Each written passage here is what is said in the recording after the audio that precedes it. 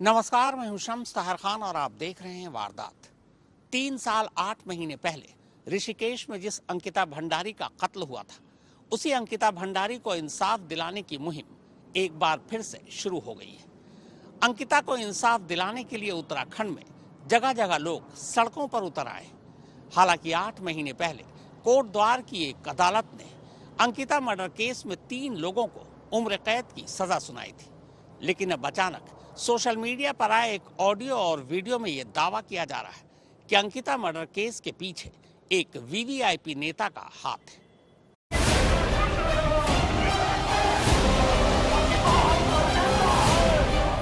VIP है तो सुरेश राठौर को पता है। अगर वीआईपी है तो सुरेश राठौर को 100% पता है।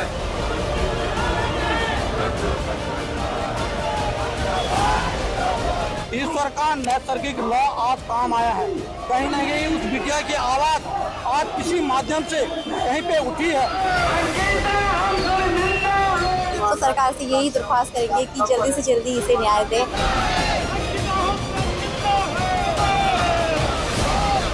अंकिता भंडारी हत्याकांड में कोई बहुत बड़ा नेता भाजपा का संलिप्त है। पुष्कर धामी जी इस बात को अच्छी तरह जानते हैं।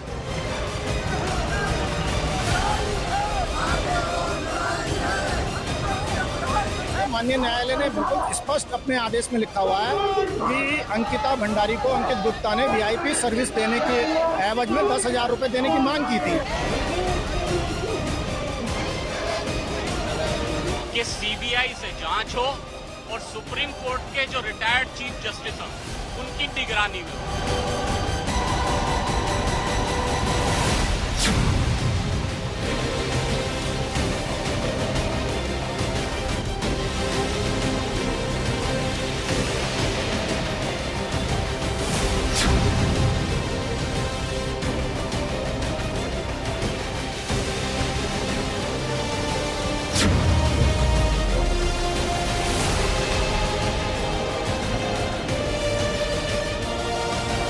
अंकिता भंडारी के कत्ल को 3 साल 4 महीने और तीनों कातिलों को उम्र कैद की सजा मिली 8 महीने हो चुके।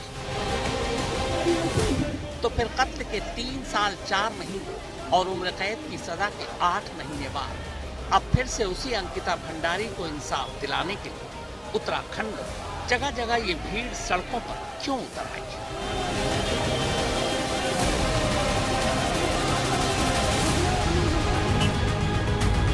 जब अंकिता को इंसाफ मिल चुका है, तो फिर ये भीड़ अंकिता को और कौन सा इंसाफ दिलाने की मांग कर रही है? क्या 8 महीने पहले का फैसला और 3 कातिलों को उम्र कैद की सजा अधूरी है? क्या अदालत का फैसला गलत है? क्या अंकिता भंडारी का असली कातिल कोई और है?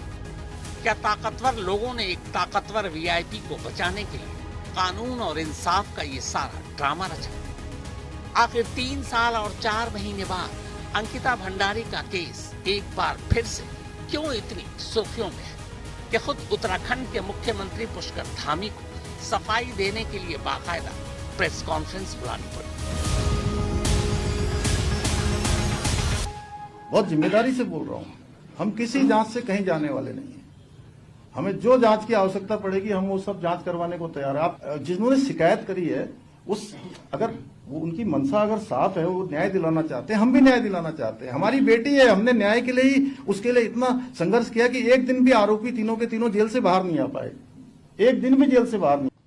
और जो भी होगा, चूंकि जांच चल रही है, तो देखिए बहुत दिनों तक ये मामला, ये जो धुंध लगी है, ये धुंध छटेगी और धुंध छटने के बाद निश्चित रूप से बादल हटेंगे, कोहरा छटेगा और सूरज निकलेगा, साफ सफाई होगा।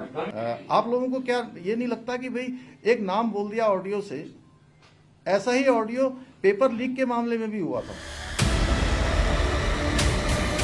तो इस कहानी की शुरुआत होती है बीते साल 29 दिसंबर को बीजेपी नेता विनोद आर्या के बेटे पुलकित आर्या समेत जब कुल 3 लोगों को अंकिता भंडारी मर्डर केस में उम्र कैद की सजा मिली। उसके बाद सभी इस केस को लगभग भूल चुके थे, लेकिन तभी 29 दिसंबर को उर्मिला सनावर नाम की एक महिला सोशल मीडिया पर एक वीडियो डालती है। इस वीडियो के जरिए वो ये दावा करती है कि अंकिता का कत्ल इसलिए हुआ क्योंकि अंकिता ने एक वीवीआईपी को उस रिजॉर्ट में एक्स्ट्रा सर्विस देने से इनकार कर दिया था, जिस रिजॉर्ट में वो सिर्फ 20 दिन पहले ही बतौर रिसेप्शनिस्ट काम करने आई थी।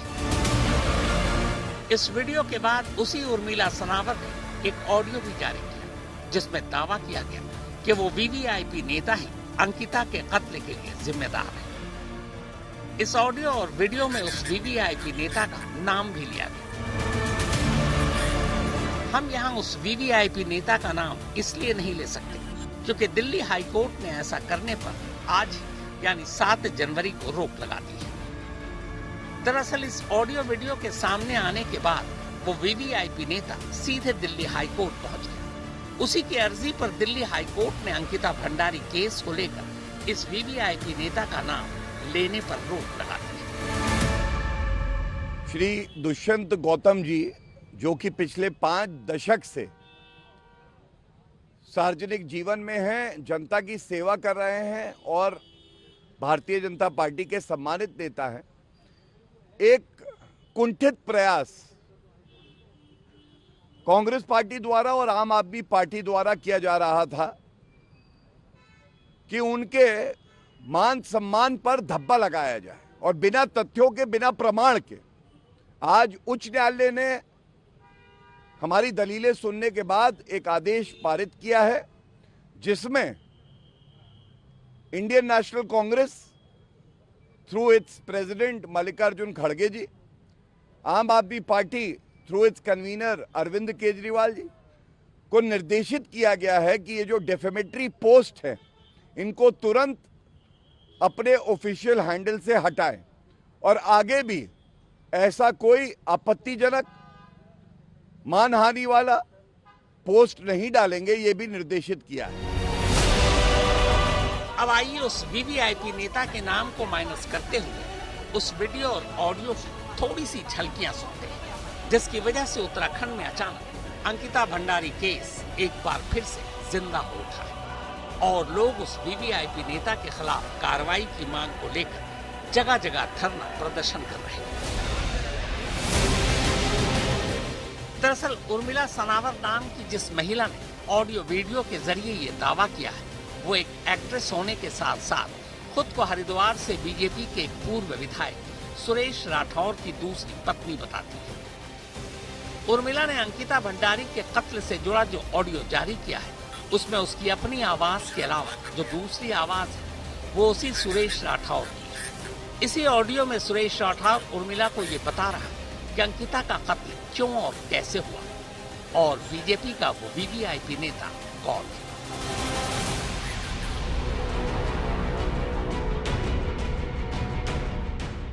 अंकिता हत्याकांड में भी तो उसका नाम आ रहा था। वो कौन वीआईपी था उस दिन हरिद्वार ठहरा हुआ था? वो कौन सा महामंत्री रात को जाने वाला उसे सुसाइड कर लिया? तुझे पता है क्या? अंकिता हत्याकांड में रात को जाने वाला था ये, किसी ने उसके बाप को मंत्री बनाया, ससुर को मंत्री बनाया था विनोद आर्य को। तुझे पता है क्या? शीला जहां गए थे, जहां हम वहां गए थे, उसमें कैसे सुसाइड करा उसने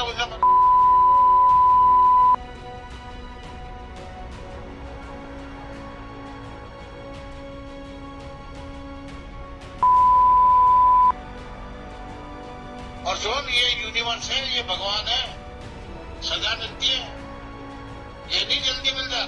कभी कभी सजा मिलने में साल लग जाए, 2 साल 4 साल भी लग जाए। इस ऑडियो और वीडियो के सामने आते ही अचानक उत्तराखंड में लोग सड़कों पर उतर आए, इस मांग के साथ कि उस वीवीआईपी नेता को फौरन गिरफ्तार किया जाए और मामले की जांच सीबीआई को सौंपी जाए।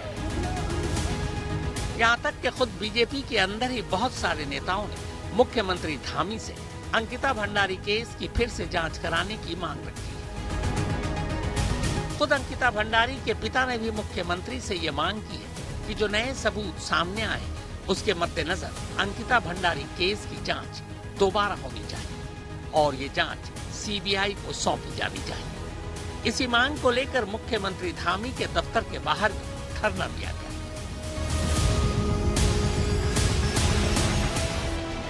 अंकिता भंडारी मर्डर केस को लेकर 3 साल पहले जो स्पेशल इन्वेस्टिगेटिव टीम बनाई गई थी, उस टीम के एक मेंबर हरिद्वार ग्रामीण एसपी शेखर सोयल ने हाल ही में कहा था कि केस की तफ्तीश के दौरान तब भी एसआईटी ने वीवीआईपी एंगल से भी इस मामले की जांच की थी, लेकिन तब इससे जुड़ा कोई सबूत नहीं मिला था। ऑडियो वीडियो के सामने आने और लोगों के विरोध प्रदर्शन को देखते हुए उत्तराखंड सरकार को मजबूरन एक बार फिर से अंकिता मर्डर केस में एसआईटी का गठन करना पड़ा।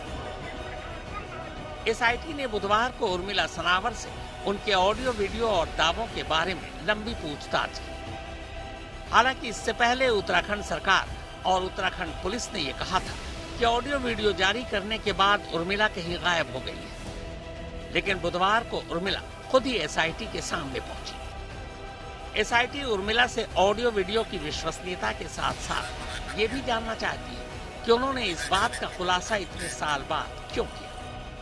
हालांकि 5 जनवरी 2026 को उर्मिला ने सोशल मीडिया पर फिर एक पोस्ट डाला और इसका जवाब दिया। उर्मिला का कहना था कि अंकिता भंडारी मर्डर केस में जो नया खुलासा हुआ वो 1 नवंबर 2025 को हुआ था। उसी दिन उसने ये ऑडियो रिकॉर्ड किया था। इस पोस्ट में उर्मिला ये शक भी जता रही थी कि शायद उनका ये मोबाइल अब तोड़ न दिया जाए। ये जो मैं वीडियो बना रही हूँ आज 5 जनवरी को बना रही हूँ, अंकिता भंडारी हत्याकांड की जो मेरे फोन में रिकॉर्डिंग है, वो जो साक्ष्य की किस डेट की वो रिकॉर्डिंग है, वो मैं रिकॉर्डिंग की डेट दिखा दूंगा आपको कि उसका टाइम पीरियड क्या है, क्योंकि मेरा फोन टूट सकता है, कुछ भी हो सकता है, हमें नहीं कुछ भी पता। तो फिर भी एक मैं छोटी सी रिकॉर्डिंग बना के डाल रही हूँ। ये देखिए, ये रिकॉर्डिंग, ये देखिए, ये रिकॉर्डिंग है 48 मिनट 33 सेकंड की, 2025 1/11 यानी कि 1 नवंबर की है ये रिकॉर्डिंग। और ये देखिए, अब मैं रिकॉर्डिंग प्ले करती हूँ। आपकी आवाज चली गई थी। अंकिता भंडारी को उसे प्रेजेंट किया, उसने मना कर दिया, उसने जाने के लिए उसने सुसाइड कर दी, क्योंकि बोले मैं ये काम नहीं करूँ। वो होटल वही बता रहे थे ना आप, जहाँ गए थे घूमने? हाँ, वही था जहाँ वो टाइगर पैकर में मैंने दिखाया था, जहाँ रिजॉर्ट है, और अंकिता भंडारी थी उसमें। इस बीच मुख्यमंत्री पुष्कर धामी ने बुधवार को इस मुद्दे पर यह भी सफाई दी कि जिस वीवीआईपी नेता का नाम सामने आ रहा है वो 10 सितंबर से 20 सितंबर के दरमियान, यानी जब अंकिता भंडारी का कत्ल हुआ था, वो उत्तराखंड में थे ही नहीं। मुख्यमंत्री ने प्रेस कॉन्फ्रेंस में उस वीवीआईपी नेता को बार बार प्रभारी कहकर मुखातिब किया। हमारे जो प्रभारी जी का नाम लिया गया, प्रभारी जी ने अपने, आप लोग भी सोशल मीडिया देखते हैं, पुलिस ने भी वेरीफाई कर लिया, सारे अकाउंट ट्विटर सब देख लिया उनके। वो पिछले उस दिन 10 तारीख से लेकर 20 तारीख के बीच में उत्तराखंड में उनका आना ही नहीं हुआ कभी। ये तो आप लोगों ने भी सारा रिकॉर्ड देख लिया होगा, उनकी जो पुरानी फेसबुक इत्यादि देख लेंगे तो उसमें आ जाएगा सारा। वीवीआईपी नेता या प्रभारी की गिरफ्तारी और सीबीआई जांच की मांग को लेकर जिस तरह से उत्तराखंड में आंदोलन तेज होता जा रहा है, उसी के मद्देनजर बुधवार को मुख्यमंत्री के अलावा उत्तराखंड पुलिस को भी मीडिया के सामने आकर सफाई देनी पड़ी। अब उस वीआईपी का एक जो चैटिंग में जिक्र है दो दोस्तों के बीच में, हम उस साक्ष्य तक, क्योंकि एक तो पीड़िता मृतका थी जो अब नहीं है हमारे बीच में, दूसरा जो व्यक्ति इस बात को क्लियर करता, इस बात को कि पूरी कन्वर्ट जो हमको क्लियर करता कि ये कन्वर्जेशन किस रिगार्डिंग था। हमने उस तक उनसे पूछा, 3-4 बार उनके बयान हुए और 164 जिसको हम जुडिशियल स्टेटमेंट बोलते हैं, मजिस्ट्रियल स्टेटमेंट, वो भी हुए। उनका ये कहना था कि साहब मैं जब 16 तारीख को वहाँ आया हूँ, उस समय एक शख्स वहाँ जो शायद कई बार सोशल मीडिया में चला है, जो जिनके साथ 2-3 लोग थे, कुछ अटैची थी और कुछ हुलिया हमको डिफाइन किया। हमारी एसआईटी क्योंकि एक अच्छी खासी टीम थी, डीआईजी रैंक की ऑफिसर उसको लीड कर रही थी, तो हर एंगल पे, हर उस व्यक्ति पे हमने काम किया कि उस व्यक्ति का एग्जिस्टेंस वहाँ क्यों था और वो वहाँ क्या करने आया था। तो ये जो शख्स जिनका मैंने आपको नाम लिया, ये शख्स वहाँ पर क्यों थे, किस मकसद से आए थे और किसके माध्यम से वहाँ पर आए थे, ये हमारा जब क्लियर हुआ तो हमने माना कि इनका मकसद उस होटल में आकर के रुकना या कुछ करना नहीं। उनको वो शख्स नोएडा को बिलोंग करते थे, उन्होंने वहाँ लैंड सर्च के लिए एक आदमी से डील करी थी। वो शख्स खाना खिलाने के लिए उनको वहाँ पर लाया था, केवल 2-3 घंटे वहाँ स्टे किए हैं। अब उसके बाद धर्मेंद्र कुमार उर्फ प्रधान, फिर और भी कई सारी चीज़ें चली, जैसे आपने सोशल मीडिया में या कई सारे स्टेक होल्डर्स में कुछ नाम देखे, उन नामों पे हमने सब में काम किया। कोई भी ऐसा रेलिवेंट और तथ्य हमारे पास नहीं था कि वीआईपी नाम का कोई व्यक्ति उन शख्स जिस पे हम काम कर चुके हैं कोई एग्जिस्ट करता है। हालांकि सरकार और पुलिस की तरफ से तमाम भरोसा दिलाए जाने के बावजूद प्रदर्शनकारियों ने 11 जनवरी को उत्तराखंड बंद रखने का ऐलान किया। खुद अंकिता भंडारी के पिता ने इस बंद का समर्थन किया है। पौड़ी से सिद्धांत उनियाल, चमोली से कमल नयन सिलोरी और कोटद्वार से विकास वर्मा के साथ अंकित शर्मा, देहरादून, आज तक। उत्तराखंड की रहने वाली अंकिता भंडारी ऋषिकेश के एक रिजॉर्ट में बतौर रिसेप्शनिस्ट काम कर रही थी। वो इस रिजॉर्ट में सिर्फ 20 दिन पहले ही आई थी। इसी रिजॉर्ट से वो एक दिन अचानक गायब हो जाती है। फिर 6 दिन बाद अंकिता की लाश एक नहर से बरामद होती है। ऋषिकेश के करीब ये चीला बैराज है, इसे आप बांध भी कह सकते हैं। जरूरत के हिसाब से इस बैराज या बांध से पानी छोड़ा और रोका जाता है। वो 18 सितंबर की रात थी जब ठीक इसी जगह से 19 साल की अंकिता भंडारी को पानी में फेंका गया था, वो भी जिंदा। बैराज के इसी पानी में अंकिता, या यूं कहें कि उसकी लाश पूरे 6 दिनों तक डूबती, तैरती, फंसती रही। फिर आखिरकार छठे दिन इस बैराज से करीब 8 किलोमीटर दूर चीला पावर हाउस के करीब अंकिता की लाश बरामद हो जाती है। अब सवाल यह है कि 6 दिनों में अंकिता की लाश सिर्फ 8 किलोमीटर दूर तक ही क्यों पहुंची?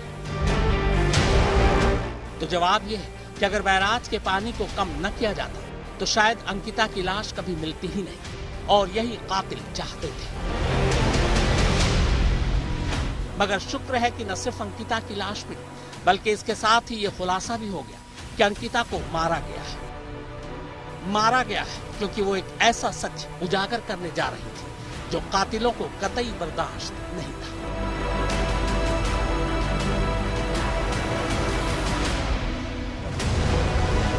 उत्तराखंड के पौड़ी इलाके का ये श्रीकोट गांव है, वही गांव जहां अंकिता पैदा हुई और जहां अंकिता का परिवार रहता है।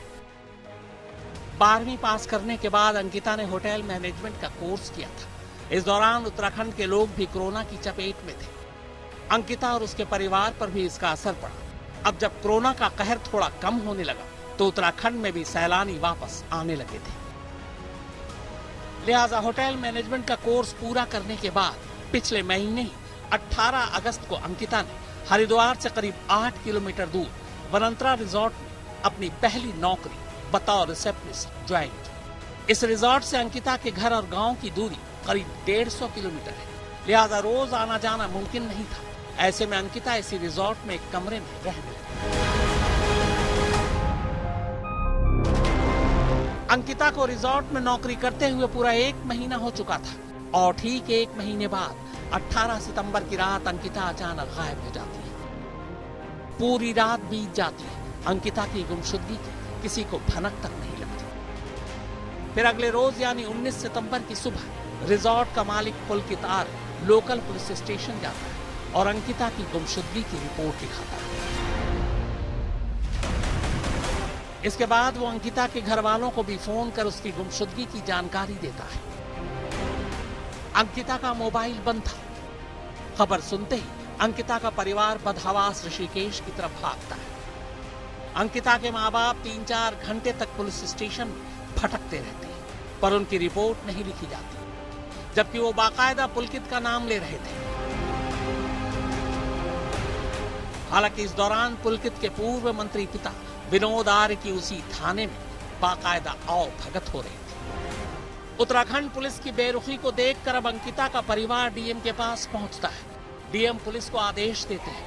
इसी के बाद 22 अक्टूबर को पहली बार पुलिस एफआईआर लिखती है। इधर कहानी में नया ट्विस्ट तब आता है जब अचानक जम्मू में रहने वाला अंकिता का दोस्त अंकिता के पिता को अंकिता से हुई आखिरी बातचीत का ऑडियो और कुछ चैट्स भेजता है।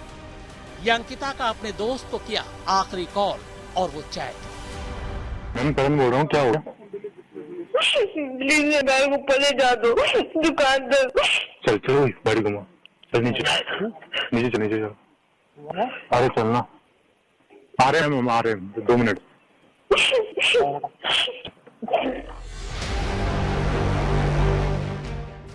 ये ऑडियो कॉल और चैट चीख चीख कर बता रहे थे कि अंकिता की गुमशुदगी के पीछे कौन और क्यों है। पौड़ी से सिद्धांत उनियाल, चमोली से कमल नयन सिलोरी और कोटद्वार से विकास वर्मा के साथ अंकित शर्मा, देहरादून, आज तक। तो वारदात में फिलहाल इतना ही, मगर देश और दुनिया की बाकी खबरों के लिए आप देखते रहिए आज तक।